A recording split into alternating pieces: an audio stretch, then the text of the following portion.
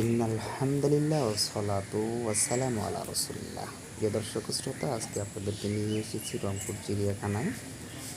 মাকে নিয়ে আসছিলাম মূলত চিড়িয়াখানায়, আর আজকে চিকিৎসা না হওয়ার কারণে মাকে নিয়ে চিড়িয়াখানা ঘোরার উদ্দেশ্যে আসলাম। শুরুতেই আপনাদেরকে বিস্তারিত দেখাবো আজকে চিড়িয়াখানাটা খুব সংক্ষেপে। শুরুতেই এখানে বানর দেখতেছেন, বানরগুলোকে খাওয়ার জন্য দিচ্ছে বরবটি এবং বেগুন এবং শসা, পাশাপাশি শাকসবজি। বানরগুলো খুব অনায়াসেই খাচ্ছে এবং তারা তাদের ধান্দায় চলছে ফিরছে খাচ্ছে। তো প্রিয় দর্শক শ্রোতা, খুব সংক্ষেপে আপনাদেরকে চিড়িয়াখানা দেখাবো, রংপুর চিড়িয়াখানা। যারা ভিডিওটিতে যুক্ত হচ্ছেন অবশ্যই ভিডিওটি শেয়ার করে দিবেন, বন্ধুবান্ধবদের কাছে পৌঁছে দিবেন। আর আমাদের এই চ্যানেলটি হচ্ছে একটি জিনজাদের চিকিৎসার মিডিয়ার চ্যানেল। অবশ্যই চ্যানেলটিকে সাবস্ক্রাইব করবেন, বন্ধুবান্ধবদের কাছে ভিডিওগুলি পৌঁছে দেবেন। তো প্রিয় দর্শক শ্রোতা, খুব সহজেই খুব শর্ট সময়ে বিভিন্ন সেক্টরের প্রাণী এবং পশুগুলো আপনাদেরকে দেখাবো। পরিপূর্ণ ভিডিওটি দেখার আহ্বান জানাচ্ছি। তো প্রিয় দর্শক শ্রোতা, চলেন ভিডিওটি দেখি। শুরুতেই বানর আরও অনেক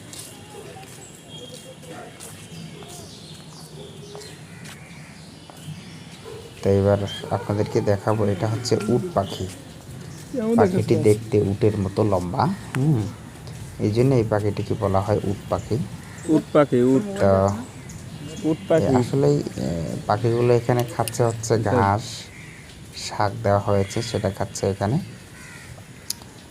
এটা হচ্ছে আমার মা। তো প্রিয় দর্শক শ্রোতা, তা এই চিড়িয়াখানা, রংপুর চিড়িয়াখানা আগে কিন্তু খুব মানে আমি প্রথমে দেখছিলাম 10 টাকা টিকিট। সেটা অনেকে বলবেন হুজুর কয় টাকার টিকিট নিচ্ছে। টিকিট আজকে নিয়েছে হচ্ছে 25 টাকা, দুইজনের 50 টাকা। আপনারা কে কোন জায়গা থেকে দেখতেছেন অবশ্যই কমেন্ট করে জানাবেন। আর যারাই আসতে চান অবশ্যই একবার হলেও রংপুর চিড়িয়াখানায় এসে ঘুরে যাবেন। তো প্রিয় দর্শক শ্রোতা, এবার আপনাদেরকে দেখানো হবে হরিণ। হরিণগুলো খুব সুন্দর, ঠিক আছে। হরিণগুলো মানুষ কাছে গেলেই হরিণগুলো এগিয়ে আসে কিছু খাওয়ার আশায়। এখানে ওরকমভাবে হয়তো তাদেরকে যত্ন নেওয়া হয় না। এই হরিণের ছানাটি খুব সুন্দরভাবে এগিয়ে আসছে কিছু খাওয়ার জন্য। তো আমি আপনাদেরকে দেখাচ্ছি, এই হরিণটাও আসতেছে। তো আমি এখানে ঘাস দেখতেছেন, এখান থেকে একটু ঘাস নেব, নিয়ে হরিণটিকে দেওয়ার চেষ্টা করব, দেখি হরিণটি খায় কিনা। তো প্রিয় দর্শক শ্রোতা, যেগুলো পুরুষ হরিণ ওগুলোর মাথায় দেখলাম শিং আছে, আর যেগুলো মাদি হরিণ ওগুলো মাথায় শিং নেই।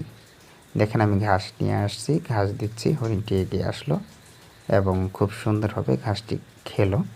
এটি হচ্ছে হরিণের একটি ছানা। তো আরও হরিণগুলো রয়েছে একটু দূরে দূরে।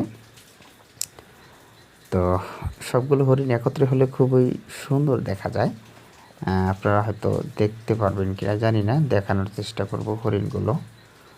তো এই ছানাটিকে খুবই মায়াবী এবং তারা এইভাবে যারা আসে তারা ঘাস বা হরিণ যে জিনিস খায় সেই জিনিস তাদেরকে দেয়, বিধায় হরিণগুলো খুব মানে সে আশায় তারা এগিয়ে আসে। তো প্রিয় দর্শক শ্রোতা, এখানে অনেকগুলো হরিণ রয়েছে, আমি আপনাদেরকে দেখানোর চেষ্টা করতেছি। তবে এখানে একটা বিষয় আমার খুব কষ্ট লেগেছে, সেটি হচ্ছে একটা হরিণের পিঠে মনে হয় লাম্পি রোগ বা এই ধরনের কিছু হয়েছিল। একটা কাক ঠুকরিয়ে সেখান থেকে গোশত খাচ্ছিল, আর হরিণটি সেটার প্রতিবাদও করতে পারছিল না, সে খুব কষ্ট পাচ্ছিল। তো প্রিয় দর্শক শ্রোতা, দেখেন হরিণগুলো একসাথে এখানে অনেক সুন্দর লাগতেছে। তো প্রিয় দর্শক শ্রোতা, কে কোন জায়গা থেকে দেখতেছেন অবশ্যই কমেন্ট করে জানাবেন। এবং আমাদের রংপুর বিভাগের চিড়িয়াখানা কেমন লাগতেছে অবশ্যই ভিডিওতে যারা দেখবেন জানাবেন। তো প্রিয় দর্শক শ্রোতা, আমাদের রংপুর চিড়িয়াখানায় আরও যে জিনিসগুলো আছে এবং যে জিনিসগুলো আপনাকে দেখাবো এরপরে, সেটি হচ্ছে আপনাদেরকে দেখাবো হচ্ছে এই দেখেন এখানেও একটি হরিণ, আমি ঘাস দিচ্ছি, সে ঘাসটা সুন্দরভাবে খাচ্ছে।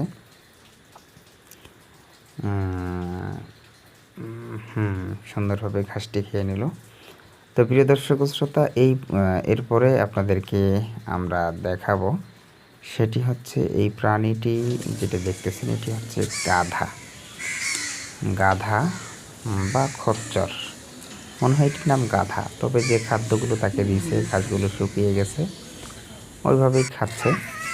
আগের জামানায়, নবীদের জামানায় গাধা ছিল, খচ্চর ছিল, ঘোড়া ছিল, এগুলো দিয়েই কিন্তু তারা যানবাহন থেকে শুরু করে বোঝ উঠানোর কাজ তারা করতো। এখানে গাধাগুলো যে ঘাসগুলো দেওয়া হয়েছে তারা শুকনো ঘাসগুলোই খাচ্ছে।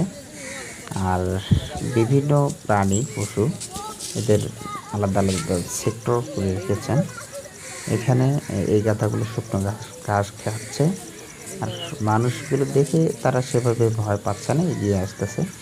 ওরা জানে যে আমাদেরকে এখানে রাখা হয়েছে মানুষদেরকে দেখানোর জন্য, তারা সুন্দরভাবে এখানে আছে। তো প্রিয় দর্শক শ্রোতা, এইখানে দেখতেছেন আর একটি গাধা, এই সেক্টরটাতে একটি গাধা, আর ওখানে বেশ কয়েকটি গাধা। তো এই গাধাটিও খাওয়ার কাজে নিয়োজিত। তো এবার বাঘ মামার কাছে চলে আসলাম। প্রিয় দর্শক শ্রোতা, এখানে দেখতেছেন দুইটা বাঘ, তারা খেয়ে এমন ঘুমিয়েছে, তো তারা আর মানে নড়েও না, এরকম একটা অবস্থা। তো বাহির থেকে দেখেও কি একটা ভয়ঙ্কর মানে রূপ, ভয় ভয় লাগলো আর কি। এখানে দুইটা বাঘ আছে এবং সেখানে গোস্ত দেওয়া আছে। বাঘগুলো গোস্ত খেয়ে এখন তারা রেস্ট নিচ্ছে, ঘুমাচ্ছে। তো বাঘের খাঁচার সাইডে একটি জায়গা আছে, ওখানে একটা বড় জায়গা, সেখানে যদি হাঁটাহাঁটি করে মনে হয় মানে দেখতে আরও মনোরম লাগতো। তো ভাগ্যক্রমে তারা এখন ঘুমাচ্ছে বিধায় আর বাঘের সাথে বেশিও করা যাবে না। তো প্রিয় দর্শক শ্রোতা, পাশে সিংহ আছে, ওই সময় শট, এই জন্য আপনাদেরকে সিংহটা আমি হালকা করে দেখাচ্ছি। দেখতেছেন সিংহ, সঠিকভাবে দেখতে পারতেছেন না জানাবেন। এখানে দুইটা সিংহ আছে, একটা সিংহ ওইদিকে ঘুমাচ্ছে, আরেকটা সিংহ সে বয়স্ক হয়ে গেছে, এদিকে খাচ্ছে কিছুটা। তো এবার যেটা দেখতেছেন এটা হচ্ছে হনুমান। বানর আর হনুমান সেম কোয়ালিটি হয়, হনুমানের মুখটা কালো হয়। এটা হচ্ছে হনুমান। হনুমান ওই কলা খাচ্ছে, আর হচ্ছে এখানে মানে বেগুন দেওয়া আছে, আরও যেগুলো জিনিস সে খায় সে খাচ্ছে আর কি। এটা হচ্ছে হনুমান। তো এইবারে আপনাদেরকে দেখাবো, সেটি হচ্ছে শকুন।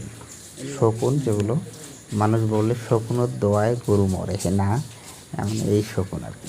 এটি হচ্ছে সাদা শকুন। তো বিশ্রী একটা গন্ধ কাছে গেলে, এই জন্য কাছে যাচ্ছে না।